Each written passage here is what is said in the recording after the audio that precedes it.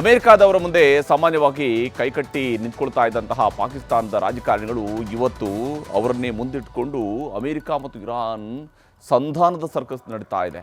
ಇಸ್ಲಾಮಾಬಾದ್ನಲ್ಲಿ ಚೌಕಾಸಿ ಬಹಳ ಜೋರಾಗಿಯೇ ನಡೆದಿದೆ.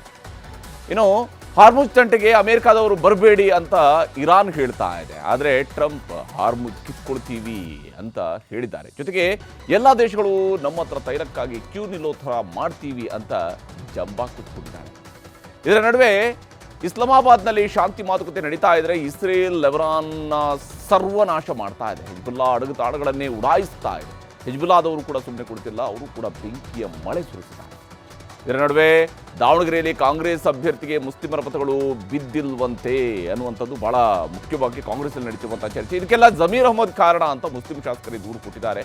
ಮುಸ್ಲಿಮರ ಬಂಡಾಯ ಈಗ ಕಾಂಗ್ರೆಸ್ನಲ್ಲಿ ರಾಜೀನಾಮೆ ಹಂತಕ್ಕೆ ಬಂದು ನಿಂತಿದೆ. ಇನ್ನು ಹುಬ್ಬಳ್ಳಿಯಲ್ಲಿ ಒಂದು ವಾರದಲ್ಲಿ 3 ಲವ್ ಜಿಹಾದ್ ಪ್ರಕರಣಗಳು ದಾಖಲಾಗಿವೆ. ಕೊಪ್ಪಳದಲ್ಲೂ ಲವ್ ಜಿಹಾದ್ ಕೇಸ್ ದಾಖಲಾಗಿದೆ. ಬರೀ ಕೇಸ್ ಅಷ್ಟೇ ಅಲ್ಲ, ಆರೋಪಿಗಳ ಫೋನ್ಗಳಲ್ಲಿ ಹೆಣ್ಮಕ್ಕಳ ಅಶ್ಲೀಲ ವಿಡಿಯೋಗಳು ಕೂಡ ಸಿಕ್ಕಿವೆ.